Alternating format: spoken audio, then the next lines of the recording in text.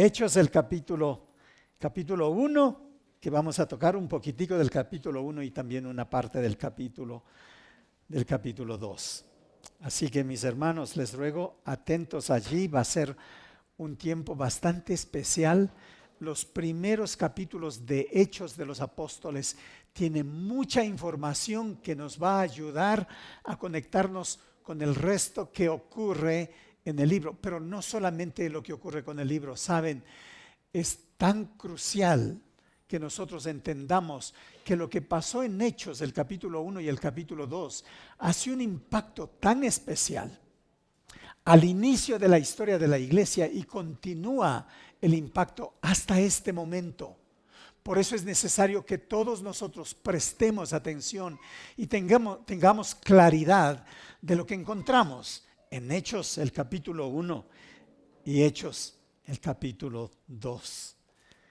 ¿Me ayudan, me acompañan para juntos empezar en esta mañana poniendo este tiempo en manos del Señor? Oremos. Querido Padre, venimos a ti en esta mañana para darte gracias. Qué bueno es que tú nos permites venir acá para alabar y bendecir tu nombre. Y Padre, pensando en todo lo que tú nos guías a hacer durante esta hora, y yo te ruego, Padre, que remuevas todo obstáculo, toda preocupación, todo lo que interfiere en nuestras mentes y en nuestros corazones. Señor, permítenos salir de acá esta mañana, no como hemos venido. Queremos ir de regreso a casa bendecidos. Y Padre, también oro porque nos permitas tener, Señor, la bendición de tu palabra, que nos perdones, que nos instruyas y que nos desafíes a hacer tu voluntad. Oramos y ponemos este tiempo en tus manos en el nombre de Jesús. Amén y amén. Si recuerdan ustedes la semana pasada, una de las palabras que usé para enfatizar todo lo que enseñamos tenía que ver con testigo. Y testigo no para que se lleven de pronto y digan, pues los testigos que andan por ahí golpeando la puerta son ellos, mis hermanos. No, para nada. No tiene nada que ver con eso. Los testigos de Jehová, la organización que visita sus casas, no tiene su nombre con mayúscula, Jehová. No es el Rey de Reyes, Señor de Señores, Dios Jehová. Tenemos que ser muy puntuales. Pero Hechos 1:8 nos habla acerca de ser testigos de los hechos del Señor Jesucristo. ¿Recuerdan esto? Recibiréis poder cuando haya venido sobre ustedes el Espíritu Santo y me seréis testigos. Y allí empieza la lista. ¿Dónde vamos a ser testigos? Ya no en Jerusalén, ya no en Judea, ni en Samaria, pero sí en lo último de la tierra, ¿verdad? Y en las clases que recibimos con el hermano Daniel, él decía, Jerusalén ya no es el Jerusalén, Jerusalén es mi casa, mis hermanos, los más cercanos. Mi Judea pasan a ser los vecinos y aún los conocidos. Pero Samaria y el fin del mundo pasa a ser el país y pasa a ser las demás naciones. Y sí debemos recordar eso, mis hermanos. Así que cuando hablo de testigo, tomando puntualmente lo que dice aquí el versículo 8 de Hechos 1, se refiere a que nosotros debemos ser quienes llevamos el mensaje, ser mensajeros y compartir los hechos de Jesucristo. Ahora bien, hay dos puntos que quiero resaltar que no vamos a tocar en profundidad, que se encuentra dentro del capítulo 1 y luego vamos al capítulo 2. Así que aquí hay un paréntesis grande para no dejar allí algo pendiente. Hechos el capítulo 1 Y versículos 4 y 5 dice, estando juntos les mandó que no fueran de Jerusalén, sino que esperasen la promesa del Padre. Eso fue lo que les dijo a los seguidores del Señor, que vayan a Jerusalén después de que Él subió a los cielos y que esperen allí hasta que se cumpla la promesa del Padre, porque Juan ciertamente bautizó con agua, mas vosotros seréis bautizados con el Espíritu Santo dentro de no muchos días. Así que esto nos lleva a conectarnos con lo que tenemos ahora en el capítulo 2.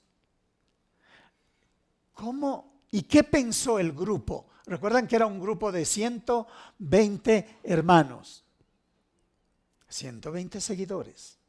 Allí estuvo incluida la madre de Jesús también. Y otras mujeres, dice, ¿no? Así que tuvieron que esperar. Y así lo hicieron, ¿verdad? Nos dice que se fueron a Jerusalén tal como el Señor les había dicho. Y estaban reunidos en un lugar que le llaman el aposento alto, es decir, en el segundo piso de una casa. Allí estuvieron. Ahora, algo más para que recordemos del capítulo 1 que no hemos tocado, es que ustedes recordarán que uno de los discípulos ya no estaba, uno de los apóstoles ya no estaba con los 11. Uno se había ido, uno murió. Y ahí da el detalle, dónde ocurrió esto y qué es lo que pasó. Pero ocurre algo muy particular y es que mientras están esperando, se le ocurre a Pedro que hay que elegir al nuevo representante para completar los 12. Ahora, escuche por un momentico esto. De pronto, aquí hay yo diría la tentación de reemplazar a uno de los 12. Porque ocurre lo siguiente, versículo 26 del capítulo 1 dice, echaron suertes, pares o nones, Urim y Tumim, sacaron allí para jugar dados y para ver quién es, ¿no es cierto? Y escogen a dos. Dos, por supuesto, honestamente, que conocieron la vida del Señor, conocían todo lo que ocurrió, que se fue a la cruz y fue enterrado y que resucitó. Sí, todo eso correcto. Pero allí en el capítulo, en el versículo 26, ¿no? Encontramos que deciden por estos dos. Uno de ellos es José y el otro es Matías. Y una vez que hicieron esto de los dados, del Urim y el Tumim, o pares o nones, ¿no? Para ver quién es. Entonces sale beneficiado Matías. Lo único que se escucha de Matías es esto, que Matías fue escogido y no se escucha más de Matías. En otras palabras, no se cuenta entre los 12. Porque cuando llegamos al capítulo 9 de Hechos, recuerdan que aquel personaje llamado Saulo, camino a Damasco, quien llamaba para el apostolado, le encuentra en el camino a Damasco. Y empieza un cambio radical en la vida de Saulo, que luego se llama Pablo, quien es reconocido más luego por el resto de la historia y hasta ahora, el apóstol, que él mismo se considera como un abortivo que llega a ser parte del equipo del Señor. Pero Matías no aparece. Podemos en alguna forma especular y decir, esto no fue producto de la oración ni de la meditación de las Escrituras, pero una buena práctica para definir, una práctica podemos decir aún cultural, ayudó a definir que sea Matías, pero no fue el resultado del obrar del Espíritu Santo para reemplazar al número 12, sino lo que ocurre en el capítulo 9 de los Hechos con el apóstol Pablo, que lo conocemos después. Dicho esto, mis hermanos, cuando entramos a ver este tema, capítulo 1 y capítulo 2 de Hechos, y luego por el resto del libro de los Hechos, el tema tiene que ver con el Espíritu Santo, ¿verdad? Y cuando hablamos del Espíritu Santo, la obra, el obrar del Espíritu Santo no empieza recién en Hechos, empieza en la eternidad y se va hasta la eternidad. El obrar del Espíritu Santo. Sin embargo, lo que nosotros conocemos y sabemos es que en el proceso del desarrollo de la iglesia cristiana, desde entonces y a través de los años, ha causado mucho bullicio, turbulencia, opiniones, puntos de vista. Y hasta ahora.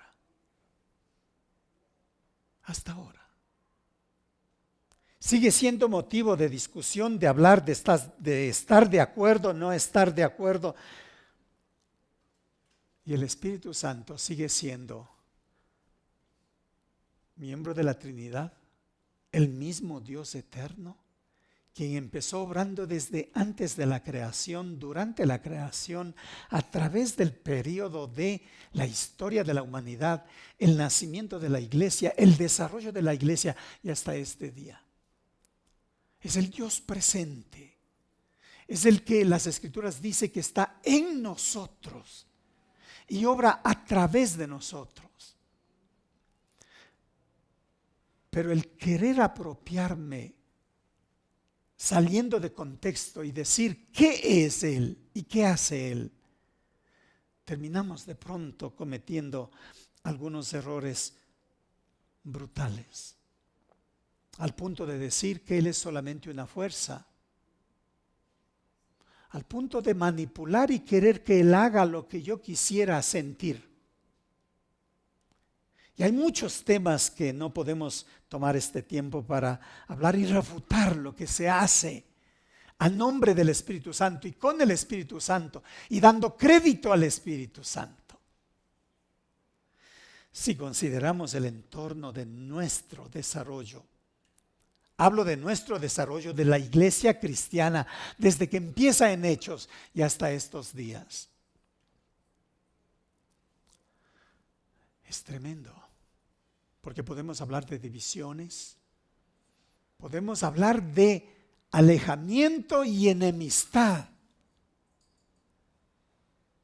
Y de allí salen las escuelas de pensamientos, que cada uno de nosotros, en muchos de los casos, sin ni siquiera haber meditado en las Escrituras, tomamos una postura.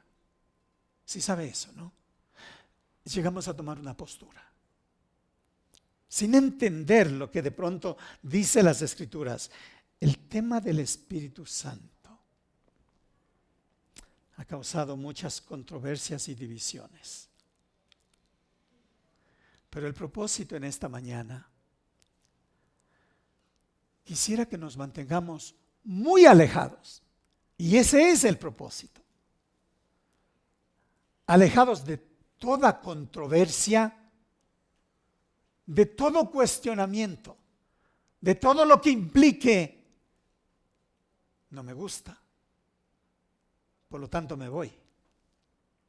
¿Sabe? Dios nos ha traído acá de tal manera que nos ha desafiado a la gran mayoría de nosotros. Y yo anhelo que el desafío sea para todos. Que a la luz de la palabra nosotros juntos vayamos creciendo. ¿Estamos de acuerdo? Que a la luz de la palabra aún yo pueda derrumbar mi escuela, que de pronto no tengo el respaldo total de las Escrituras y pueda decir, yo voy a hacer correcciones en mi vida y en mi caminar, en mi desarrollar del conocimiento de las Escrituras. Así que mis hermanos, hay muchas enseñanzas que ya el Señor nos advierte. Sí, muchas enseñanzas que el Señor nos advierte. Y voy a citar un versículo en particular con respecto al quehacer de nosotros. Porque recuerde que Hechos de los Apóstoles nos invita, en realidad, a entender y creer en el obrar del Espíritu Santo. Precisamente en eso. Así que pensando en el obrar del Espíritu Santo y todo lo que hay que hacer, ¿sabes? Interesante. Lo que debemos volver a tener claridad, lo que esto implica. Les leo lo que dice Marcos 10, 16. He aquí yo os envío como a ovejas en medio de lobos. Primeramente el Señor hace esa declaración. Y no estamos pensando en quienes son enviados como misioneros o como maestros o como pastores o predicadores que sean enviados a algún lugar. Está hablando de que cada uno de nosotros, cuando llegamos al conocimiento de la palabra, yo soy un enviado a mi propio entorno y a todos los demás entornos, donde yo tengo que defender mi fe, dar testimonio de mi fe. Así que el Señor dice, he aquí yo os envío como ovejas en medio de lobos. Sed pues prudentes como serpientes y sencillos como palomas. De pronto no le gusta el uso de este animal que no a todos nos gusta, ¿verdad? ¿Por qué el Señor usa que seamos prudentes como serpientes y mansos como paloma? Pero noten la contradicción que aparentemente parece ser. Dice, les envío como ovejas en medio de lobos. No nos dice que la fe cristiana va a desarrollarse como algo fácil. No nos promete que va a ser llevadero y muy fácil de practicar. El entorno va a ser algo que cuestiona continuamente. Así que los desafíos que cada uno de ustedes, de nosotros, vivimos, tiene que ver exactamente con la declaración que hizo el Señor. Como ovejas en medio de lobos. Y tal vez no logramos entender todo, pero cuando estamos en cierto entorno y no me siento con la libertad, o cuando saben que yo soy un hijo de Dios y soy acosado constantemente, y por lo menos en nuestro país, aquí no experimentamos persecución, ¿no? Y no hay este tema para tener que soportar, ¿no? ¿Verdad? Pero qué interesante cuando nos dice que seamos prudentes como serpientes. Y claro, nos ayuda a entender, ¿no? Una serpiente nunca se deja ver y ya ataca. Nunca se deja ver y ya huye. Se camufla en medio del entorno. Qué manera de comparar el Señor, ¿verdad? Con esa forma de vida. Y nos dice así tenemos que ser. Y luego nos dice mansos como palomas. Qué mezcla tan especial para un discípulo del Señor. Pero déjeme ir a Romanos, déjeme ir a lo que recomienda el apóstol Pablo, porque las enseñanzas del apóstol Pablo son muy particulares. Hace uso de un término que me llamó la atención. Y les leo lo que dice. Leo de Romanos 11, 25, porque no quiero, hermanos, que ignoréis.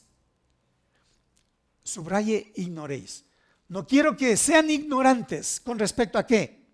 Este misterio, para que no seáis arrogantes en cuanto a vosotros mismos, que ha acontecido a Israel el endurecimiento de ellos. Pablo está hablando la relación de Israel y de la iglesia y nos desafía. No ignoren lo que ahora nosotros tenemos que vivir como iglesia con respecto a Israel y lo que Dios ha hecho. Este es un llamado. Y luego viene otro que dice en Tesalonicenses. Y esto está fresco porque nosotros estudiamos Tesalonicenses acerca del tema del rapto de la iglesia. Y allí en Tesalonicenses 4:13 dice, tampoco queremos, hermanos, que ignoréis que ignoréis acerca de los que duermen, para que no os entristezcáis como los otros que no tienen esperanza. Quiero que no ignoréis, primeramente, con respecto a la relación que Dios tiene con Israel y con la iglesia. Y aquí está diciendo que no ignoréis con respecto al rapto de la iglesia. Porque el Señor va a venir y va a venir. Y va a darse el momento cuando no vamos a estar aquí. Y déjeme citar un último, porque me voy a conectar con este último. 1 Corintios 12:1 dice: no quiero, hermanos, que ignoréis acerca de los dones espirituales. Han habido muchas discusiones, han habido muchas propuestas.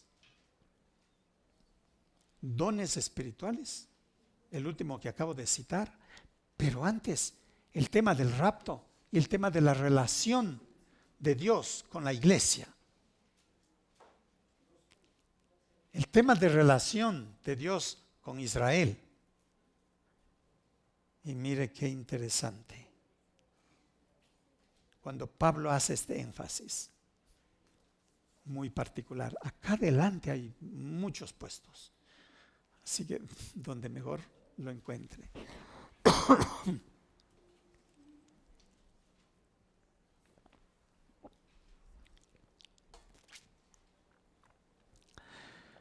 Qué interesante cuando dice no ignoréis. Eso implica que yo debo estar informándome constantemente.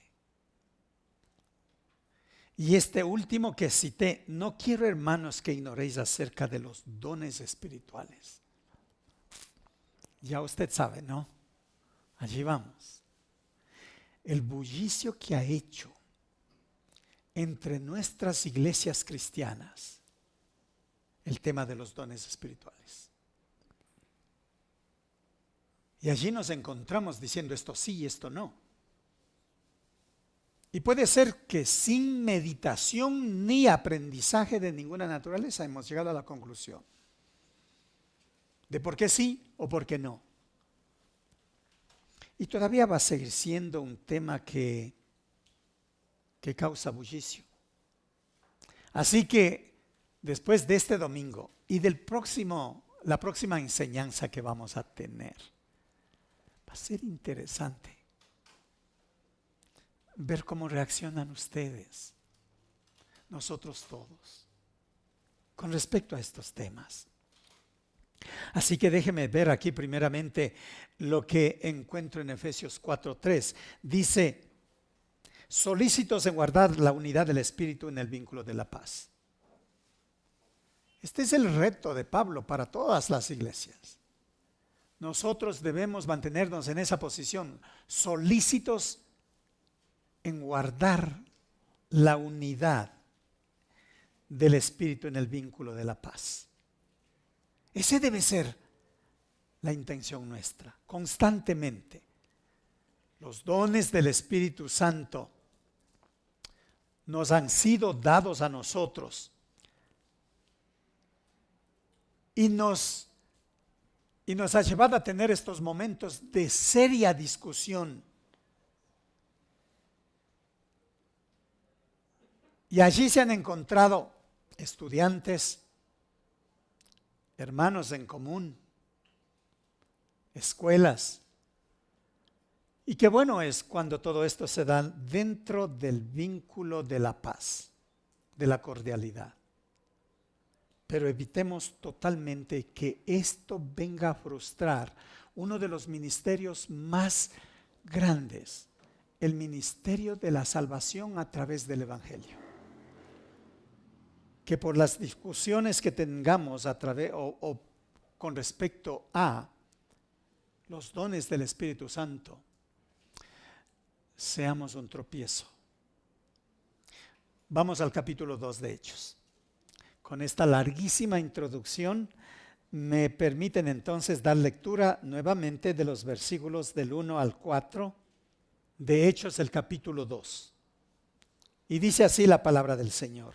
voy a leer de la Nueva Traducción Viviente, así que eso puede ser un poquito diferente con la versión que usted tiene. El día de Pentecostés, todos los creyentes estaban reunidos en un mismo lugar. De repente se oyó un ruido desde el cielo, parecido al estruendo de un viento fuerte e impetuoso, que llenó la casa donde estaban sentados. Luego, algo parecido a una llama, a unas llamas o lenguas de fuego, aparecieron y se posaron sobre cada uno de ellos. Y todos los presentes fueron llenos del Espíritu Santo y comenzaron a hablar en otros idiomas conforme el Espíritu Santo les daba esa capacidad. Hasta allí. Creo que debo traer esto antes de comentar un poco sobre lo leído. La experiencia ocurrida dentro de cuatro paredes no tiene ningún efecto si esto no es probado afuera. Vaya pensando en esto, porque esta es la primera corrección que creo que debemos hacer si esto empezaría a ocurrir. Que experiencias sobrenaturales ocurran aquí dentro de cuatro paredes, pero que no tienen ningún impacto en la vida práctica fuera de las cuatro paredes. Notarán ustedes lo que encontramos en Hechos. Y les leo lo que dice Hechos 4, del 19 en adelante. Ya estaban los seguidores del Señor predicando y estaban ante el concilio en Hechos 4, 19. Dice, mas Pedro y Juan respondiendo a quienes, a los del concilio que les obligaban a callarse, ellos dijeron, juzgad si es justo delante de Dios obedecer a vosotros antes que a Dios, porque no podemos dejar de decir lo que hemos visto y oído. Lo que ocurrió dentro de las cuatro paredes se hacía eco allá afuera. Los principios del reino puestos en práctica. La orden dada por el Espíritu Santo. El cambio ocurrido en cada uno por el Espíritu Santo. Ahora lo ponen en prueba afuera. No vinieron diciendo que querían un segundo Pentecostés. No. No buscaron tener una segunda experiencia. Pero tenían tal valor para decirles a las autoridades, no podemos dejar de decir y hacer lo que hemos visto, lo que hemos oído. Entonces, allí tenemos el resultado, yo diría. El obrar del Espíritu Santo trasciende una experiencia dentro de cuatro paredes. Ahora déjeme llevarle al versículo 1 que ya hemos leído. Que aquí en mi versión empieza diciendo el día de Pentecostés. Y cuando dice el día de Pentecostés, ¿por qué hizo referencia al día de Pentecostés? Entonces vale la pena que nosotros tengamos que llevemos un poco de trasfondo, de contexto del día de Pentecostés. Primeramente, ya sabemos, yo creo que todos, al hablar de Penta está hablando de 50, ¿no es cierto? Así que este era el día de Pentecostés que se contaba 50 días a partir de la fiesta anterior dentro del pueblo judío. Dentro del pueblo judío habían varias fiestas. Así que empezando cronológicamente, podemos mencionar la fiesta de la Pascua. Y después de la Pascua venía la fiesta de las primicias, de los primeros frutos. Y luego de la fiesta de las primicias venía la fiesta del Pentecostés. Estos son importantísimos aquí para entender. Porque luego vienen otras fiestas. La siguiente sería la fiesta de las trompetas. Y hay algo bastante especial que deberíamos comentar sobre la fiesta de las trompetas. Pero recuerden, ¿estamos claros? Empezamos con la fiesta de la Pascua. Y luego vamos con la fiesta de las primicias. Y luego vamos con la fiesta de Pentecostés. No hay ningún acontecimiento todavía con respecto a la fiesta de las trompetas. Porque la fiesta de las trompetas es el inicio de ese nuevo periodo en el ciclo de la vida del pueblo y en el calendario total. Era cuando empezaba todo nuevo. Y me lleva a pensar, la fiesta de las trompetas será tal vez cuando se cumpla el arrebatamiento de la iglesia. Es más, Pablo dice, enseñándonos, ¿no?, sobre el día del Señor, que cuando Él venga, vendrá al sonar de la trompeta. Dejemos eso para otro momento, pero vuelvo nuevamente a estas tres fiestas: la Pascua, las primicias y el Pentecostés. Déjeme leer. Capítulo 1 y versículo 3 de Hechos. Después de haber padecido, se presentó vivo con muchas pruebas indubitables, apareciéndoles durante 40 días y hablándoles acerca del reino de Dios. Esto era lo que ocurrió con Jesucristo. Jesucristo muere. ¿Cuándo muere? Muere en el día de la celebración de la Pascua. 3 días después es la celebración de las primicias. ¿Cuándo resucitó el Señor? 3 días después. Entonces, a partir de las primicias empieza a contarse 50 días para la fiesta de Pentecostés. Así que aquí dice que por 40 días el Señor, después de haber resucitado, se apareció y empezó a hablarles acerca del reino de Dios. Y luego es ascendido. Pero luego ya se celebra el día de Pentecostés, ¿verdad? Entonces, ¿cuántos días estaban los discípulos esperando en el aposento alto? ¿Cuántos? ¿Alguien dijo?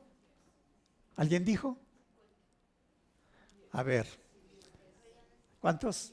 10, ¿verdad? 10. Porque el Señor estaba apareciéndose, relacionándose por 40 días. Y luego en 50 días viene el Espíritu Santo, el día de Pentecostés. ¿Por cuántos días estaban esperando los discípulos del Señor en el aposento alto? Por 10 días. 10 y 40, 50, y se cumple en el día de Pentecostés. ¿No es así? Bueno. ¿Por qué hacer esta cuenta que se hace con los niños de la escuela? Porque, saben, es interesante que pensemos en esto, porque Pentecostés es el día que el Señor escoge para que baje el Espíritu Santo y se cumpla la promesa que Él había prometido. Claro.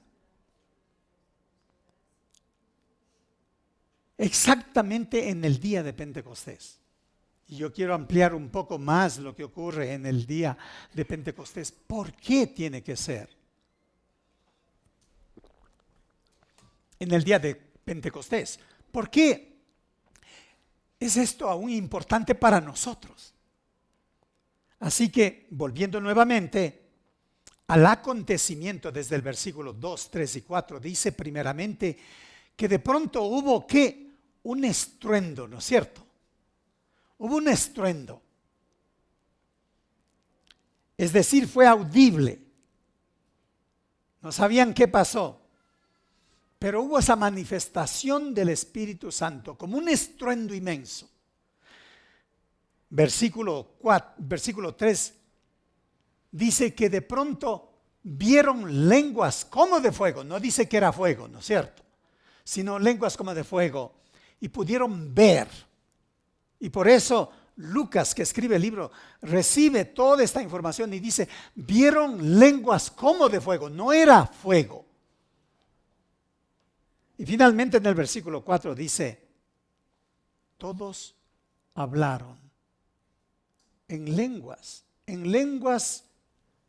que era practicada por la gente que estuvo allí en ese momento, quienes estaban visitando la ciudad de Jerusalén.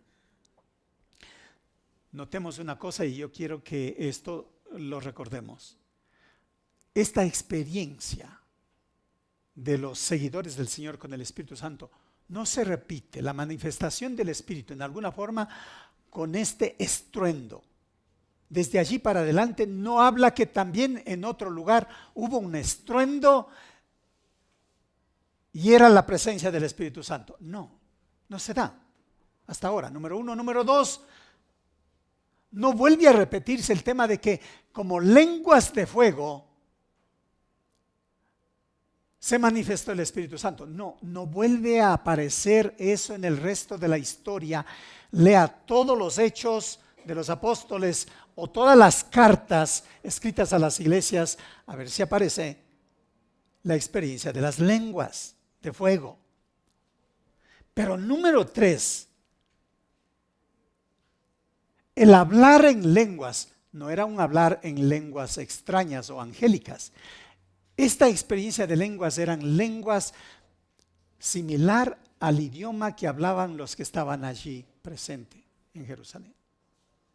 Por eso es que más adelante encontramos que dicen, ¿qué es esto? A ellos les escuchamos hablar en nuestros propios idiomas. ¿Puede imaginarse? Y me pregunto, y sería bueno que lo preguntemos así, mientras estudiemos. Es que se dieron cuenta ellos, los 120, que estaban hablando en otras lenguas. O es que estaban hablando cada uno en su lengua natal. Pero todo el mundo les escuchaba y entendían en su lengua. ¿Saben algo bueno que nosotros debemos recordar? Si la experiencia ya no es el estruendo, y si la experiencia ya no son las llamas, la única experiencia de valor que continúa por el resto de la historia es que prediquemos y hablemos a los demás. Eso es lo que empezó haciendo el grupo de 120. Y Pedro, cuando predicó, ustedes saben, predica Pedro y se convierte en un número grande. Pero nuevamente la pregunta, hermanos, ¿por qué escogió Dios el Pentecostés? La celebración de la fiesta de Pentecostés. Y saben, déjenme tomar un tiempo para mencionarles.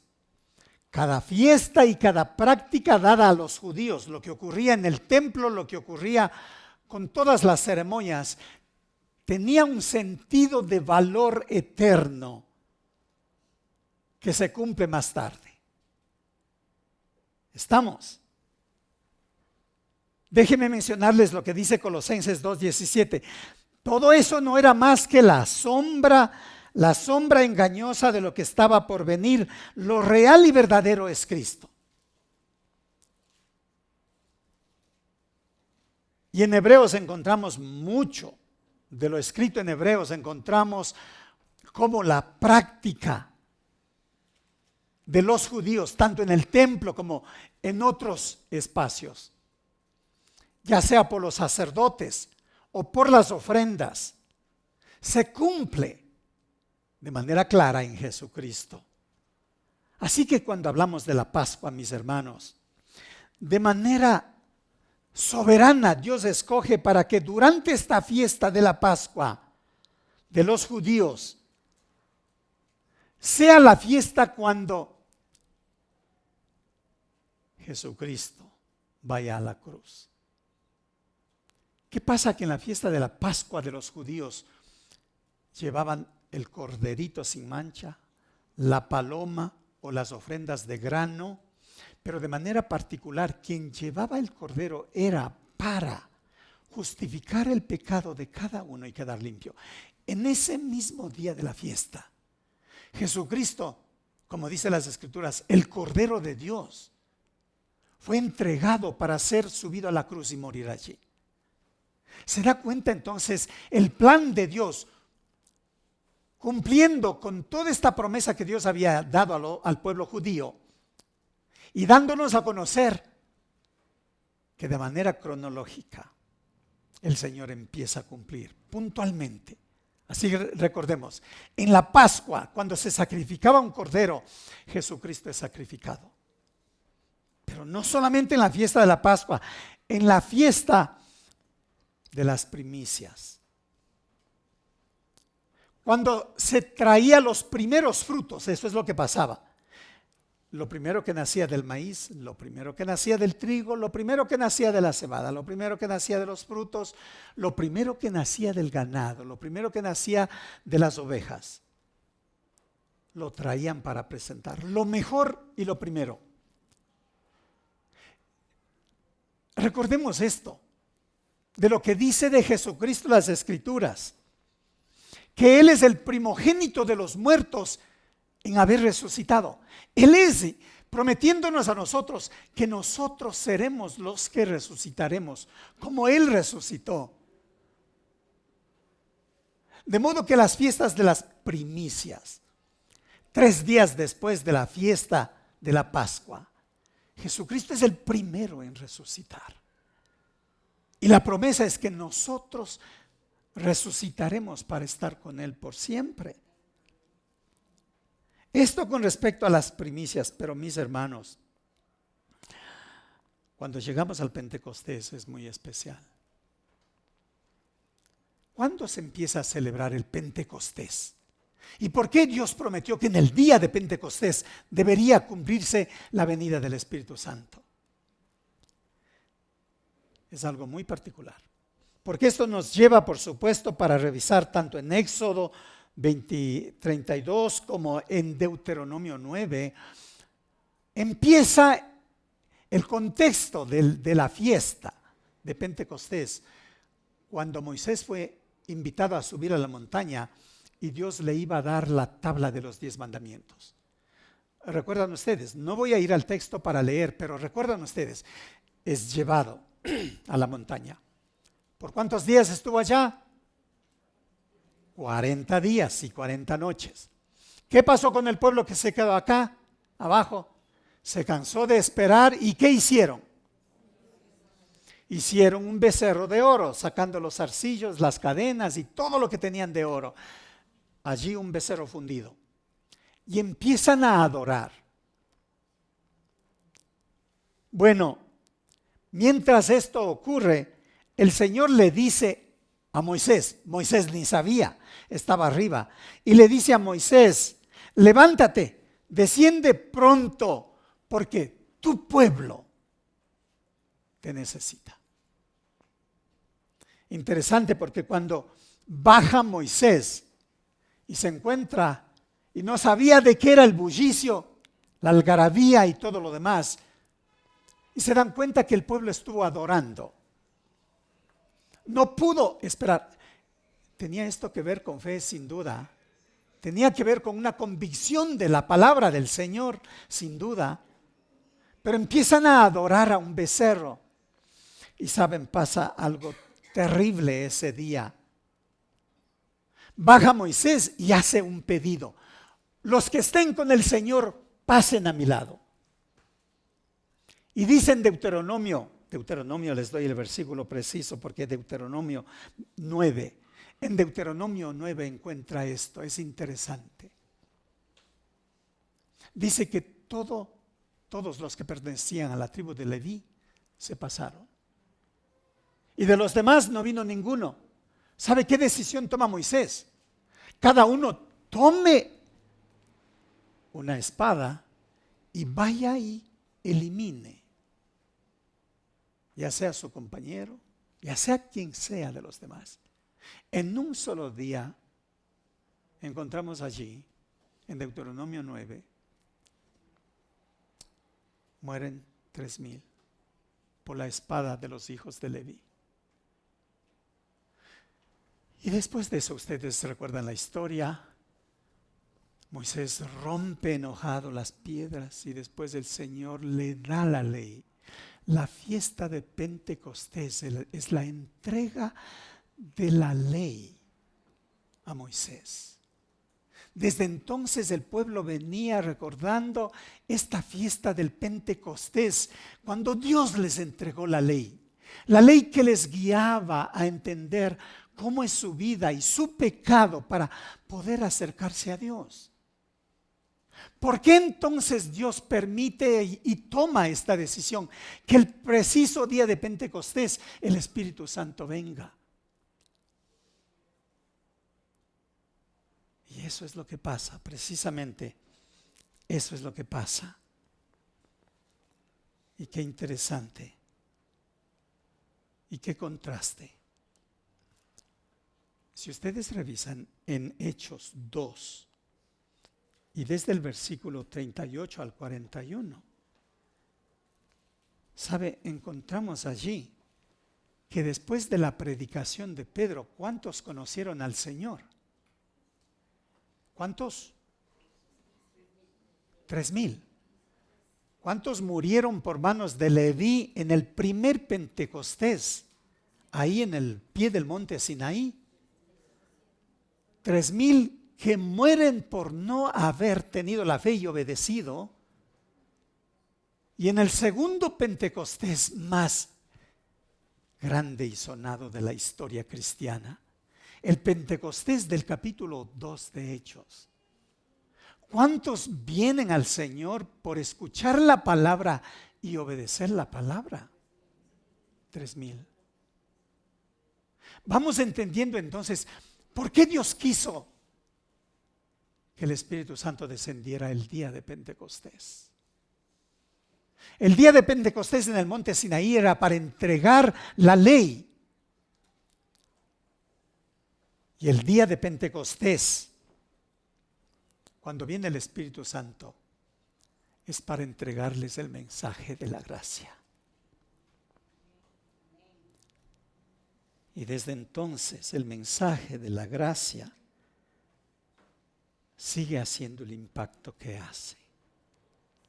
Es muy puntual la enseñanza del apóstol Pablo cuando dice con respecto a la ley y con respecto al Espíritu. Dice porque la letra mata, pero el Espíritu da vida. Y si el ministerio de muerte grabado en letras de piedra fue con gloria, de tal manera que los hijos de Israel no podían fijar la vista en el rostro de Moisés por causa de la gloria de su rostro que se desvanecía, ¿cómo no será aún con más gloria el ministerio del Espíritu? Esto decía Pablo, haciendo ese contraste, que en el primer Pentecostés en el monte Sinaí hubo muerte, y dada la ley aún no salvaba, pero le guiaba a los lectores de la ley para entender que necesitaban más de Dios. Mientras que en el segundo Pentecostés, el más grande de la historia, cuando viene el Espíritu Santo, es la gracia prometida en la misma ley que había que entregar al pueblo pecador para que vinieran a Él. Mis hermanos, yo he escuchado muchas veces que nosotros como iglesia queremos un nuevo Pentecostés. ¿Por qué desearíamos un nuevo Pentecostés? Es que no va a haber un nuevo Pentecostés. Si pensamos solamente en ese momento de estruendo y de ver las llamas de fuego y de que todos hablen algún idioma, ¿por qué desearía eso a la iglesia? Les digo algo que debemos tener muy en claro. Ese Pentecostés es permanente. El que vivió ese primer grupo de creyentes en Hechos 2. Ese Pentecostés debemos tener muy en claro, porque Dios cumple con la promesa para ellos y para el resto de la iglesia, por el resto del tiempo. Lo que sí creo, mis hermanos, es que nuestro conocimiento y nuestro acercamiento al Espíritu Santo en nuestros días nos llevará a reavivar todo lo que Dios ha prometido que está en mí para yo llevar afuera. ¿Saben? No hay otra manera de celebrar el Pentecostés. El Pentecostés que celebró el pueblo de Dios, la iglesia, en Hechos el capítulo 2, fue después de la predicación de Pedro y 3,000 llegaron a conocer al Señor. Y luego 4,000 llegan a conocer al Señor. Y dice que la gente les tenía respeto y tenía miedo. ¿Acaso no es ese el mismo mensaje para hoy día? El Pentecostés que nosotros debemos tenerlo muy cerca a nosotros es el hecho real que el Espíritu Santo está en mí. Y que el impacto más grande no debe darse aquí dentro de las 4 paredes, sino en la posibilidad de que yo comparta con quienes no conocen. ¿Por qué no tomar esa decisión este día? Y diría volver a renovar esa decisión, ese compromiso. Porque yo sé que la mayoría de ustedes son esos testigos que siempre van a hablar del Señor. Pero saben, nada va a ser mejor celebrar el Pentecostés acá con más gente nueva. Imagínese cuando usted venga con alguien y diga: conoció al Señor conmigo ayer nomás, esta semana nomás. Le compartí mi experiencia y han decidido caminar con Cristo y aquí están. ¿Sabe? Esto es irónico. Nosotros contentos porque podemos tener este grupo que no es nada grande. Y para dar más espacio estamos ampliando para allá. Y alguien me dijo: poca fe. Porque después vamos a estar incómodos igual. Y claro, las 4 paredes no limitan el crecimiento del reino de Dios. Espero entonces que nosotros como iglesia podamos ver más allá de las paredes y podamos concretarnos con esto. Celebraremos Pentecostés tras Pentecostés en nuestra iglesia por cada uno que nosotros traigamos nuevamente. ¿De acuerdo? Amén. ¿Por qué no nos ponemos de pie y le decimos al Señor: esto quiero hacer? Que me des la gracia, que me des la bendición, que me des la sabiduría para compartir, para celebrar este Pentecostés con los que conocen a Cristo. Ore conmigo, Señor.